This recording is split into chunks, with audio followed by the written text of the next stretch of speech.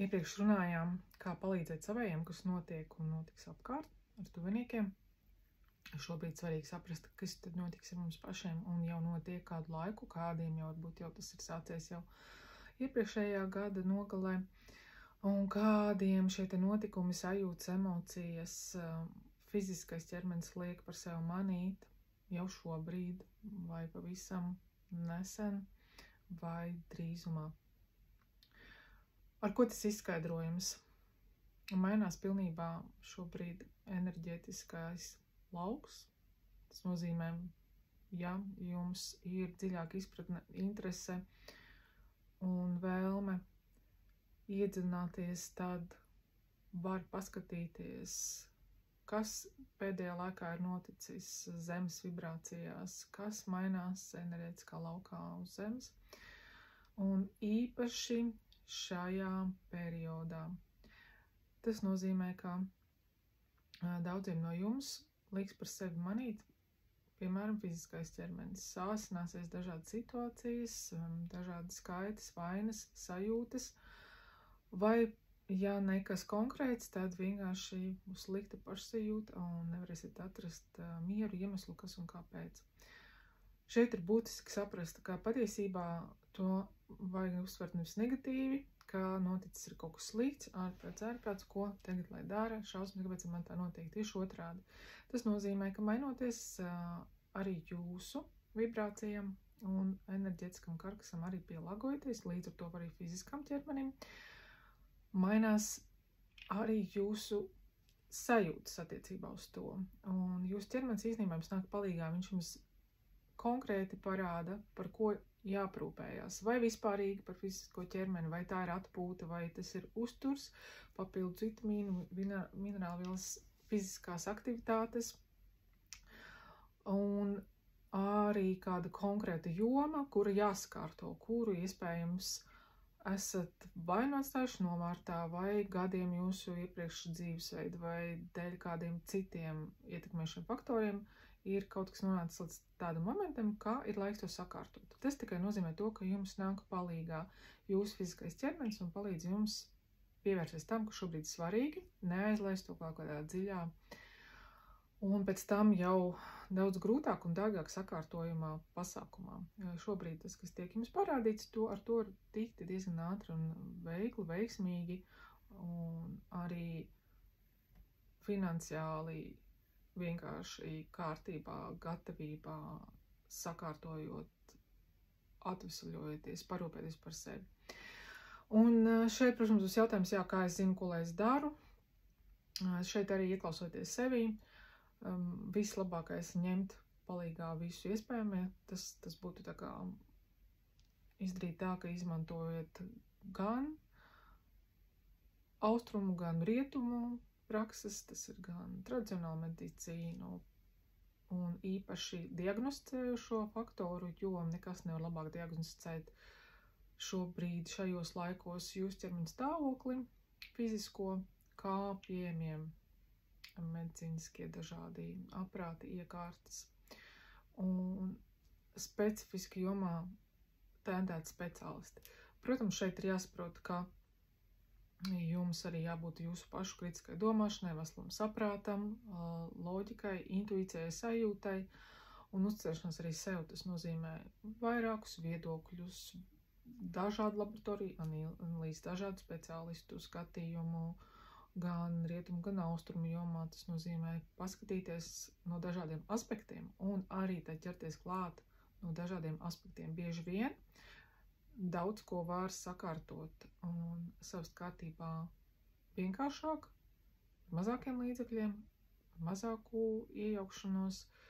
Tas gan var prasīt jūsu personisku vairāk iesaisti, gribas spēku un ikdienas izmaiņas. Šeit jāsaprot, ko katrs pats ir gatavs. Kā nesen situācija, kā piemērs vienai paziņai, un pēc tāda intensīvākas pastrādāšanas fiziskas, kas bija neierasti, viņai sāka parādīties mugursāpes, un mēs par to runājām. Viens no variantiem viņai bija izvēlēties kādu fizioterapiju, masāžu. Otrs variants, kas viņai likās ātrāks, vieglāks, efektīvāks, bija potes, kas noņem šīs sāpes. Tā kā ir dažādi risinājumi, katrs sajūtē brīdī, kam viņš ir gatavs, kam viņa prāts ir gatavs, kam viņš uzticās un kam viņš redz rezultātu. Svarīgi saprast, vai tas arī kalpo ilgtermiņā. Un šī ir nākošā tēma par fizisko ķermeni.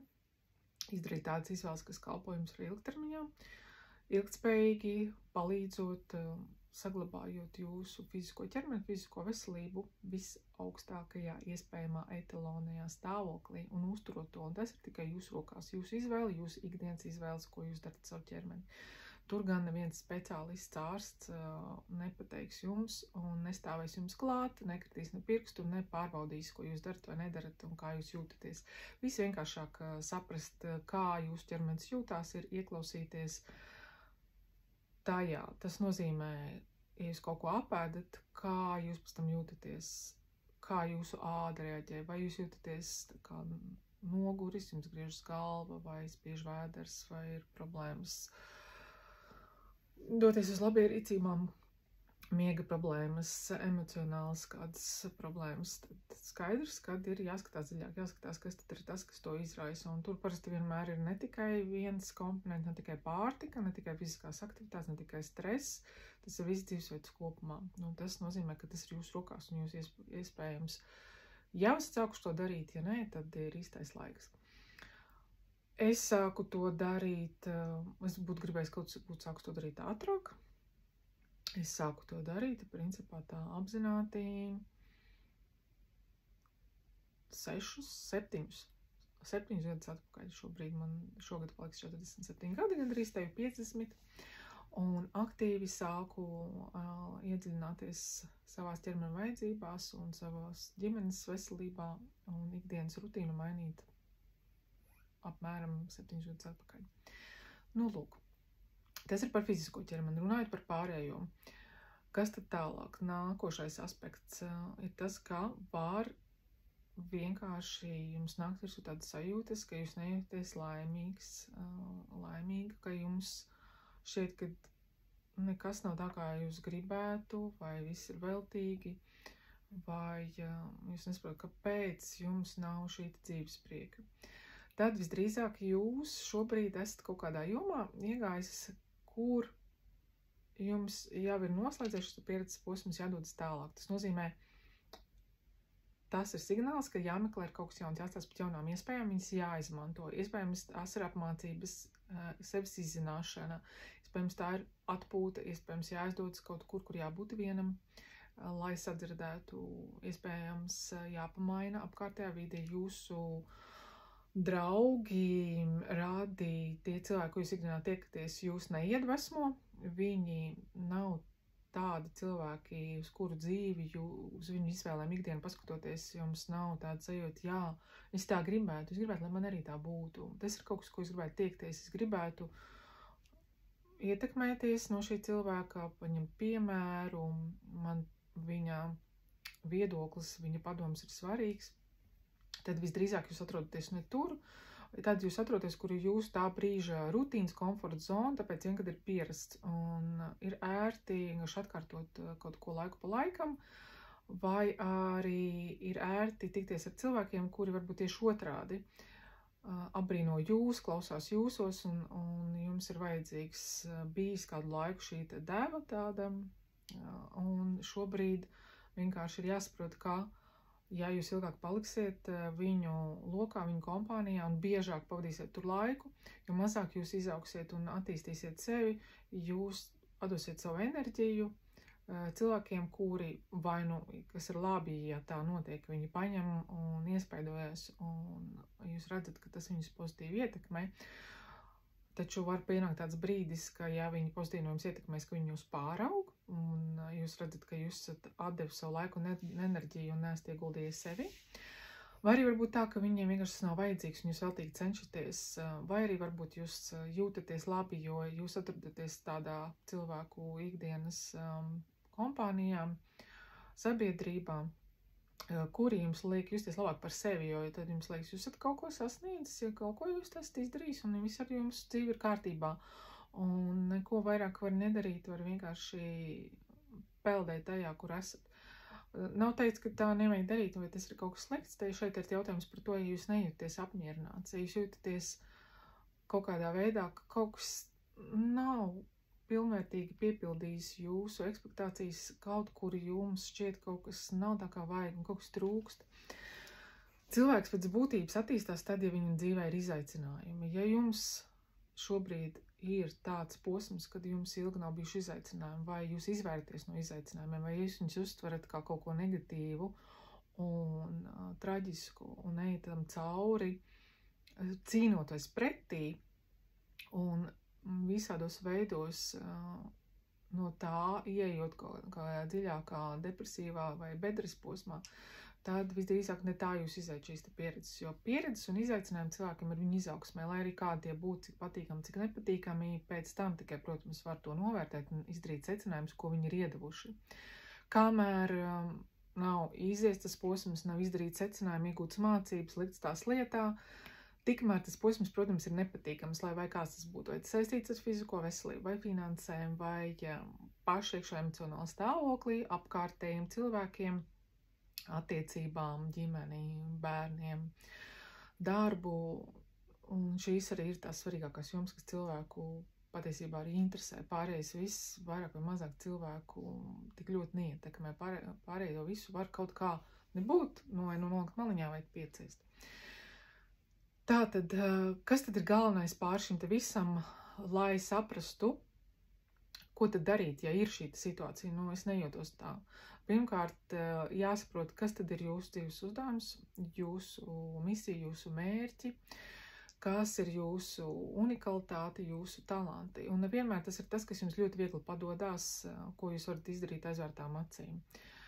Ja tā, visdrīzāk tur ir noteikti nepieciešams pārmaiņas, vai jābūt kaut kādam jaunam posmam, kaut kam citam, vai arī jābūt tam transformētam kaut kādā jaunā, izaicinošā, transformatīvā veidā, kā piemēram, pieņemsim, jūs lieliski protat gatavot tortas, un jūs tortas vienmēr bijušas iecienītākās. Jūs viņas gatavojat jau gadiem, un pie jums viņas pasūta, vai arī vienkārši jūs iepriecināt visus, gatavojot viņus jūsu radiem draugiem, un no tā visam ir prieks, un tas arī jums iedod pozitīvu enerģiju, jo iespējams finanses jums nāk kaut kādā citā jomā, un tas ir jūsu hobijs. Protams, visideālāk, ja jūsu hobijs ir arī jūsu finanšu ienākums, jo tad principā sanāk, ka jums vispār nekad dzīvē nav jāstrādā, jūs vienkārši baudat dzīvi un saņemat par to finansiālu atbalstu, jo jūs darat to, kas jums patīk. Tas ir visideālākais, ja to izdodas atrast, ko es arī novēlu katram, tad jūs esat īstā vietā, varat palīdzēt ar padomu tad citiem, kā tur nonākt un kā to sasniegt. Tātad, sākat ar to, saprotat, kas jums liek tiem tauriņiem vēderā drusciņi ievibrēt.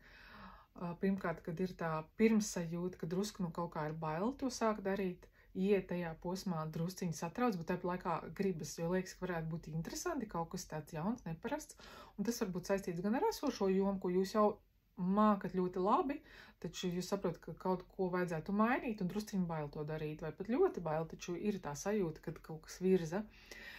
Tas var būt arī, ja jūs vispār neko dzīvē neesat līdz šim darījuši un saprotat, ka beidzot ir jūs dzīvi ielikusi tādā situācijā, ka beidzot ir kaut kas jādara, ka jūs meklējat, kur tad doties, ko darīt. Tad arī taustaties, skatāties, kas ir tas, kas ievibrē jums iekšā pirmkārt, ko jūs pirmkārt gribat darīt. Un tas nav saistīts ar to, ka pieēsties, gulēt, spēlēt spēlītes, sēdēt sociālos tīklos un scrollēt visu laiku citu postus, vai nonstopā skatīties televizoru, vai lietot alkoholu, vai lietot kādas apreibinošas vielas, vai pavadīt laiku baumojot vai komentējot sociālos tīklos, vai nemitīgi esot palīgam citu dzīvēs, glābjot, skrienot, palīdzot citiem un upurējot savu laiku un ikdienu veselību citiem.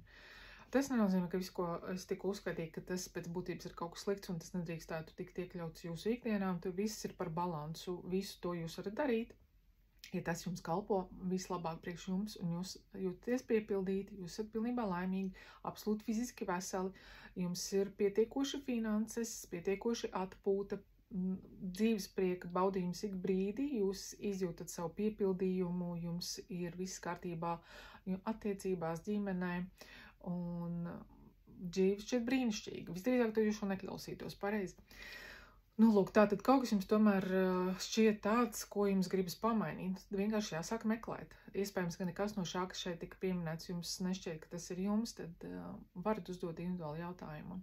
Uzrakstīt uz vislabāk WhatsAppā vai Telegramā 29620 Ir iespējams paskatīties, ko jūsu kurašās struktūras, jūs garīgie pavadoņi, sargaņģeļi, jums dvēseļu ģimene iesaka. Vai kas jums šobrīd ir vajadzīgs zināt, vai arī konkrēti jūs varat pajautāt, kas tad ir jūsu uzdevumi, kas ir jūsu unikalitāte, kur jūs varat virzīties. Un tādā veidā varat saņemt atbalstu. Ja jums pietiek ar to, ko jūs šeit dzirdējāt, tad vienkārši šobrīd mēģināt noņemt visu, kas atņem jums laiku, atņem jums enerģiju, bloķē jūsu intuitīvo plūsmu, jo neviens cits labāk par jums pašiem nevar zināt, kas jums ir nepieciešams. Svarīgi, protams, saprast, ka prāts un loģika ir jūsu instrumenti, taču viņi jums nebūs padomdevēji, kā virzīties un attīstīties tālāk, jo prāts un loģika zina to, kas ir bijuši pagātnē, ko jūs esat pieredzējuši. Un viņi bieži vien jūs sabotēs un teiks, nevajag, labāk, no tā ir baila, to jau mēs mēģinājām, un to nē. Tagad viss ir citādāk. Kas ir bijis pagātnē, tas ir bijis pagātnē. Jūs esat citādāk, jums ir cita pieredze, citas prasmes, ir citi laiki. Tas, kas ir bijis pagātnē vai kas jau tagad ir noticis, tā jau ir pagātne. Nākotne ir tas, ko jūs darīsiet. Un tas nozīmē jūsu intuīcija un šī sajūta spēja izmantot iespēju, kas ir uzreiz ļoti būtiski, īpaši šajā periodā. Tas nozīmē, ka ir jānoliek malā bailes, prāta apsvērumi, mēģināšana ielikt loģikā un daudz ko jāmēģina vienkārši riskēt. Labāk riskēt, kaut arī tas varbūt nebūs tas konkrēti, kas jums bijis tajā brīdī jādara, taču tas būs virziens, kurā jums ir jādodās. Un tas ir labāk nekā nedarīt neko. Vienkārši uzdodiet savu jautājumu. Tas, kur jūs atrodaties šodien, vai gribat būt tur vēl 5, 10, 20 gadus uz priekšu. Tas, ko jūs ieliekat sevi šobrīd, kā jūs virzaties, attīstāties, ko jūs sev ļaujat, sajūtat, tas ir tas, kur jūs, principā tā ir jūsu nākotne, ko jūs strādājat ar sevi tagad un virzaties un izmantojat visu, tā ir jūsu nākotne.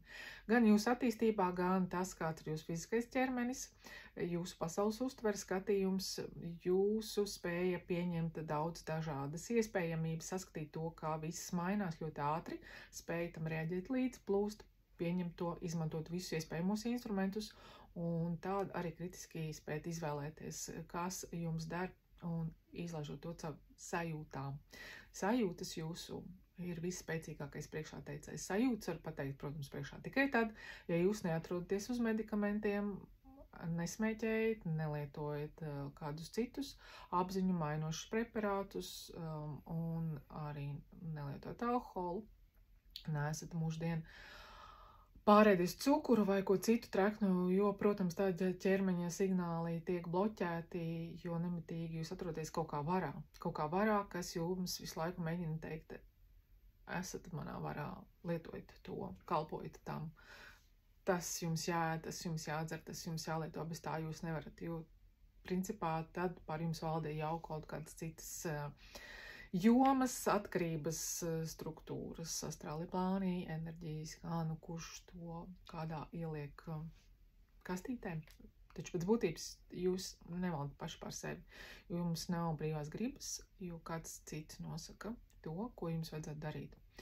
Ja jūs varat pateikt tam visam nē, pateikt jā sev, un tikpat labi jā, ja jūs kādreiz vēlaties kaut ko no tā visa drusciņi pamēģināt palietot, vai esat to darījuši, vai domājat, ka jūs gribat atstāt kaut kad pēc nepieciešamību savā dzīvē, just for fun, kaut kādu brīža kompānijas notikuma pēc, un spējat pateikt gan jā, gan nē, tad tā ir jūsu brīvā griba, jūs spējat to izvēlēties, sajust, vai tas jums nāk tajā brīdī par labu, vai tas palīdzēs pieņemt lēmumus, noslēgt darījumu, vai būt tajā piedzīvojumā pieredzē, vai tas jums ir nepieciešams un iedos to, kas jums vissvarīgākais šobrīd. Šodien šo te noklausoties, pirmais, ko darat, skatāties, kas jums atnāk. Kādas jūsu iespējas nāk jums pretī, kādi cilvēki, kādas ir pirmās sajūtas, kādas domformas nāk jums kā palīgi. Noteikti nedzenat prom. Ja ir grūti tās nofiksēt, vienkārši pierakstat. Piemēram, ienāca jums tāda doma, vajadzētu sazināties ar to cilvēku, sen neesmu ar to satikusies, vajadzētu aizdoties tur, vajadzētu priekš sevis izdarīt to, vajadzētu pamainīt to, vajadzētu noskaidrot to, vajadzētu paskatīties vai painteresēties vai to, pamācīties to un tā tālāk un joprojām. To visu pierakstiet, jo tas nozīmē, ka pēc šī jums atnāks tieši tas, ko jums saka priekšā, kas jums ir nepieciešams. Un pat jums tur nešķiet loģika nekāda, pat ja prāts saka priekš kam, vai ir slinkums, vai trūks gribas spēka, vienkārši sāciet ar mazāko solīti, ko jūs te virzienā varat izdarīt un pamēģināt un paskatīties, kur jūs tas aizvedīs. Tas būtu vairāk nekā nekas, tas būs solis no tā, kur jūs esat šobrīd uz priekšu, un to jūs varat izdarīt tikai katrs pats priekš sevis. Teikšu jums paldies un uz tikšanos. Tā?